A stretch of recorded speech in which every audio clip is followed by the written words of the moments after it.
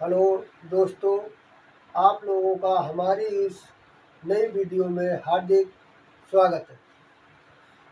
आज हम आप लोगों को सृष्टि रचना के बारे में बताना चाह रहे कि उस अनामी धाम से, अनामी लोक से, अनामी पुरुष सत्पुरुष भगवान से काल भगवान कितनी तपस्या करने के पश्चात हमारी आपकी आत्माओं को, यानी रूह को, यानी मुस्लिम भाई रूह बोलते, आत्मा अपन लोग आत्माएं बोलते, जीवात्माएं, वो किस तरीके से काल भगवान की इधर ला पाए। तो काल भगवान जो है, इनके कई एक नाम है। कुछ लोग निरंजन भगवान कहते हैं, कुछ लोग ज्योतिष रूपी ब्रह्म कहते हैं। ये जो है सतपुरुष भगवान के सबसे छोटे लड़के हैं। इनके ये अपने लोक में शांतिपूर्वक रहते थे। तो इनके मन में एक बार ये जिज्ञासा प्रकट हुई, ये इच्छा प्रकट हुई कि मैं भी अपने पिता यानी सतपुरुष भगवान जैसी एक छोटी सी नई दुनिया बना के उस दुनिया का संचालन करूं। ये इनके दिमाग में आया। तो सतपुरुष भगवान का ये संकल्प इन्होंने, मतलब बिन तप अगम काज नहीं कोई, ये दिमाग में काल भगवान के आया कि बिन तप अगम काज नहीं कोई, यानी बिना तपस्या के दूसरा कोई रास्ता नहीं। और तपस्या करने का काल भगवान ने संकल्प किया। तो यहाँ पे उनकी पत्नी का नाम है अष्टांगी। तो अष्टांगी माँ ने जो है, उनकी पत्नी का नाम अष्टांगी है, तो अष्टांगी माँ और काल भगवान, अष्टांगी माँ ने बोला काल भगवान से, हम और आप दोनों लोग तपस्या मिलकर करेंगे तो प्रभु सच्चिदानंद सत्यनारायण जल्दी खुश हो जाएंगे। तो दोनों लोगों ने तपस्या करने का संकल्प किया और उन्होंने एक जगह बैठकर अपने लोक में युगों तक तप किया, अविचल और अखंड। यानी बहुत सारे ये अपने युग निकल गए, सतयुग, त्रेता, द्वापर और कलयुग। बहुत दिनों पश्चात ये इनकी भी गिनती है, सतयुग, द्वापर, त्रेता और कलयुग। ये चारों मिलके कहलाते एक चौकड़ी। और 72 चौकड़ी का होता है एक मनोत्तर, और 14 मन का होता है एक कल्प। एक कल्प के बाद प्रलय होती है, वो होती है 3 प्रकार की। तो अब वहीं पा जाइए कि काल भगवान ने युगों तक तप किया, अविचल और अखंड। काल भगवान का आपको लोगों को रूप भी बता दे। काल भगवान का रूप जो है अपना, जैसे तेल बाती डाल के ये दिया जलाते या आरती करते, ऐसा उनका रूप है। लेकिन ये समझो प्रकाश अपने कोटों सूर्य और चंद्रमा मिला दोगे तो भी उनके प्रकाश के बराबर ये प्रकाश नहीं हो पाएगा। इतना प्रकाश है। और उनका आकार भी कोटों सूर्य और चंद्रमा मिला दो तो भी उनके आकार के बराबर आकार नहीं बना सकती। इतना बहुत भारी आकार है, बहुत प्रकाश है, बहुत प्रकाश है जिसकी कोई सीमा नहीं। तो अष्टांगी और निरंजन भगवान ने तपस्या करने का संकल्प किया और बैठ गए। युगों तक तप किया, अविचल और अखंड, बीच में कोई ब्रेक नहीं, कोई स्टॉप नहीं। उनका तप जो है निरंतर चालू रहा। बहुत समय जाने के बाद सतपुरुष भगवान उनकी तपस्या देखकर खुश हुए, प्रसन्न हुए और वो उनके पास आए और प्रकट हुए। बोले, बच्चे, तेरी मेहनत और तपस्या और लगन से मैं बहुत खुश हूँ। तो क्या करना चाहता है, क्या तेरी इच्छा है, बोल बेटा, मैं बोल क्या चाहिए। काल भगवान ने कहा, हे प्रभु, हे सच्चिदानंद, हे घना जन्मा, मैं आपका बहुत बड़ा आभारी हूँ, बहुत बड़ा ऋणी हूँ। अगर आप हमको कुछ देना चाहते हैं तो त्रिवाचा भरिए, 3 बार बोलिए कि हाँ देंगे।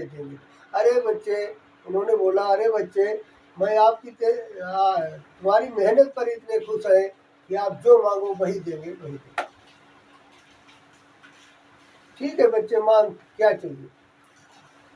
तो काल भगवान ने बोला, हे प्रभु, हमें ज़्यादा कुछ नहीं चाहिए, ये जीवों का भंडार थोड़ा सा जीव पुंज चाहिए, और हमें कुछ नहीं चाहिए।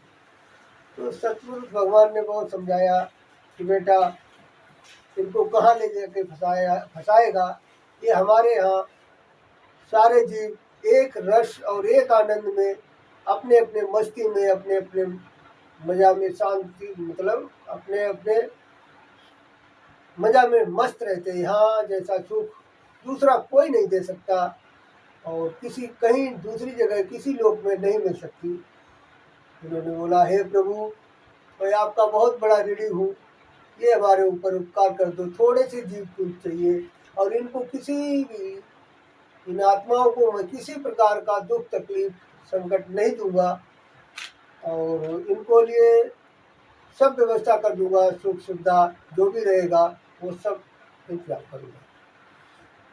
तो सतपुरुष भगवान बोले, बच्चे, यहाँ जैसा सुख कहीं नहीं मिल सकता, और आपने इन जीवों को मांगा है, चलो देना पड़ेगा, दे देता आपको, ले जाओ, देता तुम्हें ये जीव पुंज भंडार, और वापस तुम कब दोगे, कर दो तुम ही करार। तो उन्होंने बोला, काल भगवान बोले, हे प्रभु, मैं अपने बसाए हुए संसार से इन जीवों को तिरस्कार करते हुए नहीं निकाल सकूंगा, अगर आपका कोई जीव आना चाहेगा तो उसको मना भी नहीं करूंगा। सतपुरुष भगवान बोले, आना क्या चाहेगा, उनको कुछ होश ही नहीं रहेगा कि मैं कौन हूँ और कहाँ से आया, क्या हमारा काम है, कहाँ जाना है। तो मैं इनको नहीं, अगर आपका जीव आना चाहेगा तो मैं मना नहीं करूँगा, लेकिन अपने बसाए हुए संसार से उसको घृणा से या तिरस्कार करते हुए नहीं बोलूँगा कि नहीं, तुम अपने घर पे जाओ, यहाँ जगह नहीं है, यहाँ नहीं रह सकते।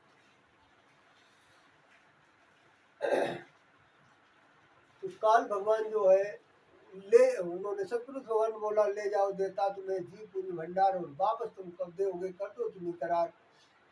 तो उन्होंने यही जवाब दिया कि मैं उनको सब सुविधा दूंगा, लेकिन अगर आपका जीव आना चाहेगा तो मना नहीं करूंगा, लेकिन आपका जीव आना क्या, उनको कुछ होश ही नहीं रहेगा।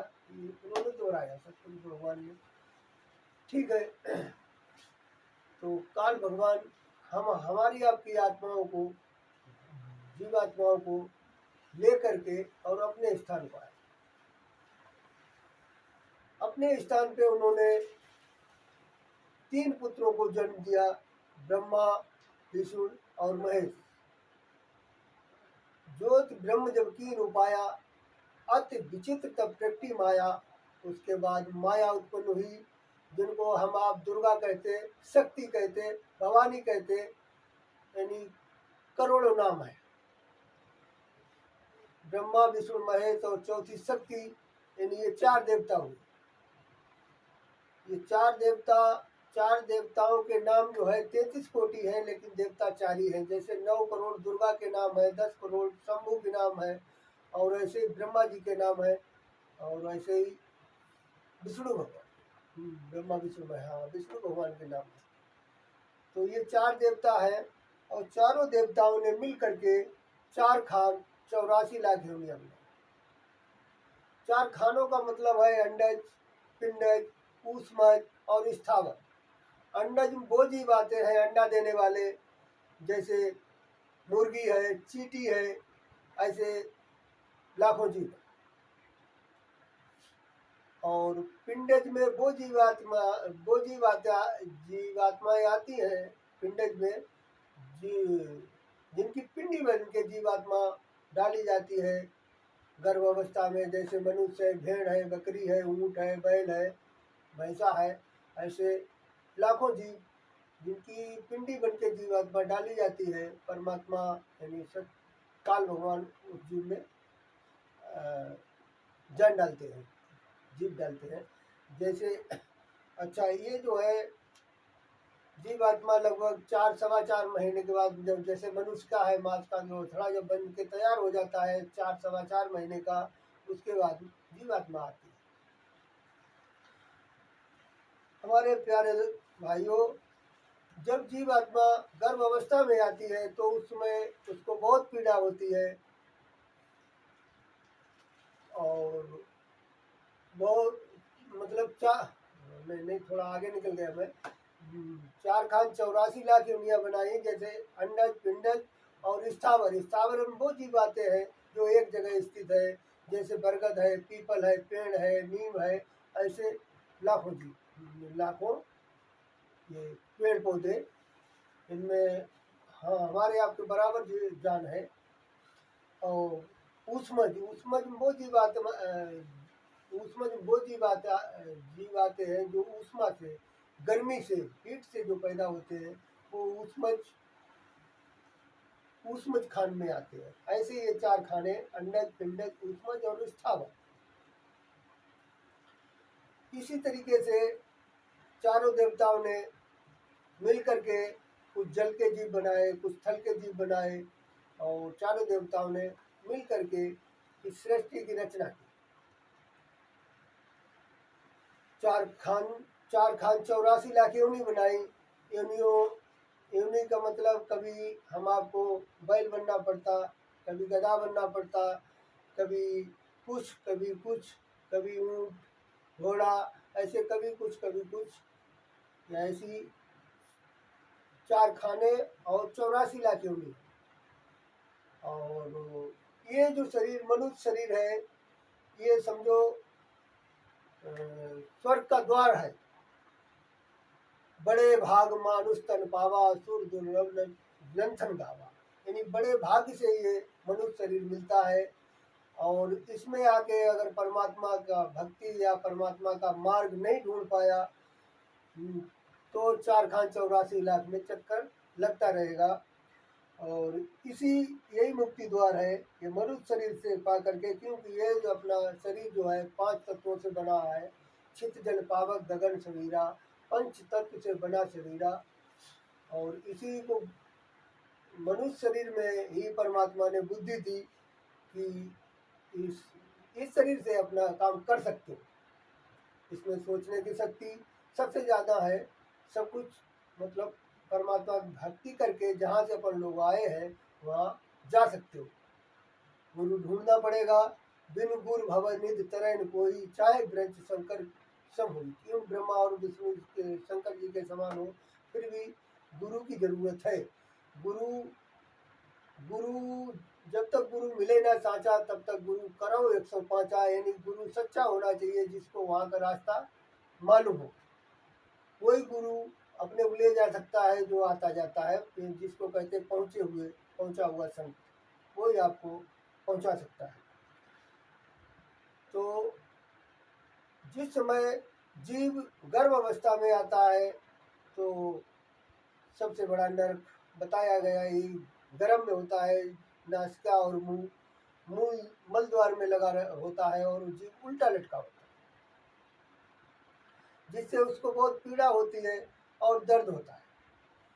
उस समय वो जीव काल भगवान को याद करता है, हे प्रभु हमको ये इस दुनिया में भेजा है आपने, तो इस काल कोठरी से, इस नरक लोक से आप जो हमको बाहर निकालिए, और बाहर जाते जाते आपका भजन पूजा करूँगा, जिससे इस आवागमन से, इस नरक लोक से, इस नरक लोक से हमें छुटकारा मिल सके। हे प्रभु हमें इस कष्ट से उबारो। उस समय काल भगवान ने, निरंजन भगवान ज्योति स्वरूप ब्रह्म अपने रूप में उस जीव को दर्शन देते हैं। और जो निरंजन भगवान का अपना जो बाजा है, घंटा और शंख, उस जीव को वो भी सुनाई पड़ता है गर्भ अवस्था में, गर्भ में। तो जीव को कई जन्मों की गर्भ अवस्था में याद आती है कि फला जन्म में ये था, वो था, ये था। तो कई जन्मों को उसको याद आती है, तो वो प्रभु को याद करके और बाहर जाने का मतलब प्रार्थना करता है। और जिस समय बाजा और दर्शन काल भगवान के होते हैं गर्भ अवस्था में, उस समय जीव को शांति मिलती है और वो आराम से रहता है। तो हे मेरे दोस्तों, जिस समय जीव बाहर आता है इस दुनिया में, तब भी उसको कई जन्मों की याद रहती है और बाहर आवाज़ भी देता है कहाँ गए, कहाँ है, कहाँ है, कहाँ है, यानी जो हमको अंदर दिखाई पड़ते थे वो कहाँ गए। उस समय अगर जिस समय बच्चे को अपने दीपक की रोशनी दिखाई पड़ती, दीपक जलता हुआ दीपक दिखाया जाता है, तो बच्चा शांत हो जाता है कि इसी तरीके से हमारे प्रभु थे। और या आपने अगर थाली बजाई तो भी बच्चा शांत होता है उस समय। लेकिन उसको उस समय तक कई जन्मों की याद रहती है। लेकिन होता ये, माँ जिस समय अपना स्तनपान कराती है उस समय बच्चे जैसे ही स्तनपान किया बच्चे ने, तो उसको पिछला ज्ञान उसका सब खत्म हो जाता है, यानी भूल भुलैया का पर्दा पड़ जाता और पिछला ज्ञान कुछ नहीं रहता। फिर हम आप उसको धीरे धीरे सिखाते हैं कि ये अपना है, ये पराया है, ये अपना घर है, दुकान है, दफ्तर है, खेती है, और इसी में वो फंस जाता है जीव, और सब कुछ पिछला भूल जाता है। इस दुनिया में, इस माया मोह में फंस के अपना जीवन धीरे धीरे काट डालता है। इसको ठगा, उसकी चोरी की, इसको वो ऐसा किया, वैसा किया, और 2 मंजिल, 6 मंजिल, 10 मंजिल का मकान बना के खड़ा किया। यमदूत के बच्चे आए और रखा छाती पे, रखा छाती पर रखी लात और प्राण खींच लिए। क्या हुआ ऐसी दुनिया बनाने से? दुनिया बनाई और बिगड़ गई। जो काम था, जिस काम के लिए आए थे, वो तो काम भूल गए और नहीं कर पाया। पिछले जन्मों, यानी पिछले जन्म में जो जैसे कर्म किए उस हिसाब से ये मनुष्य शरीर मिलता है, मनुष्य मंदिर। पिछले जन्मों के कारण नरदेही प्राणी पाता है, और वादा करके राम भजन का, वादा करके ईश भजन का जीव जगत में आता है। यानी पिछले जन्मों के कारण नरदेही प्राणी पाता है और वादा करके ईश भजन का जीव जगत में आता है। तो इस तरीके से ये सृष्टि की रचना ब्रह्मा, विष्णु और महेश, चौथी आदिमा शक्ति, चारों देवताओं ने मिलकर के ये रचना की। और काल भगवान ने जो जिम्मेदारी यहाँ की दी थी, जो जिम्मेदारी दी वो आदिमा शक्ति को दी। ब्रह्मा विष्णु महेश को कुछ नहीं भेद बताया। शक्ति से बोला, मैं जाकर अब अलग रहूंगा और सत्य पुरुष का ध्यान धरूंगा, मेरा भेद कोई ना जाने, मेरे पास कोई ना आवे। मैं जो है सत्पुरुष का ध्यान में लीन रहेंगे, लेकिन मेरे पास कोई ना आवे और हमारा भेद किसी को मत बताना। और जिम्मेदारी ये भी है, इस संसार से काल भगवान बोले माया से, शक्ति से, कि अब शक्ति तुम करना सोई, मम अनुशासन भंग होई। मेरी की हुई तपस्या ये खराब हो, विफल नहीं जाना चाहिए। मैंने बहुत तपस्या करने के बाद में ये जीवों को ला पाया यहाँ पे, तो यहाँ से कोई भी जीव निकल करके और अपने घर ना पहुँचे।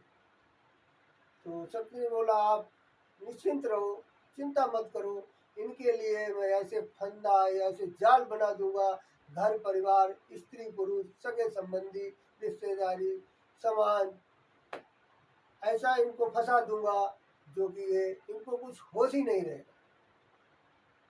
जब होश नहीं रहेगा तो ये जो है कैसे आपके पास पहुंचेगी? मेरे प्यारे भाइयों, इसीलिए काल पुरुष ने पूरी जिम्मेदारी शक्ति माँ को दे के और वो अपने स्थान को गए। और ये जो चारों देवताओं ने यहाँ सब कुछ बना के तैयार किया, स्वर्ग और नर्क। ये जैसे अपना दिल्ली की केंद्र सरकार और विधानसभा और लोकसभा जो रहती है, ऐसे स्वर्ग और नर्क इन्होंने बना के रखा है। लेकिन असली सुख वही अनामी धाम है, अनंत लोक है, सत्यलोक, असली धाम अपन लोगों को वही है। वहाँ का जब तक रास्ता नहीं मिलता, ये बाकी जो है बाकी जगह तो थोड़े दिन का रहता है। थोड़े दिन में आपके पुण्य कर्म खत्म हुए तो फिर नीचे डाल दिया जाता है। इसलिए मेरे प्यारे भाइयों, असली रास्ता ढूंढो, सत्यलोक का रास्ता ढूंढो, और वहाँ का रास्ता असली संतों के पास, जो संत पहुँचे हुए होंगे उनके पास मिलेगा। और मैं अपनी वाणी को अब विराम देता हूँ। और अगर आपको हमारा वीडियो ये पसंद आए तो प्लीज़ सब्सक्राइब करो और लाइक करो। धन्यवाद।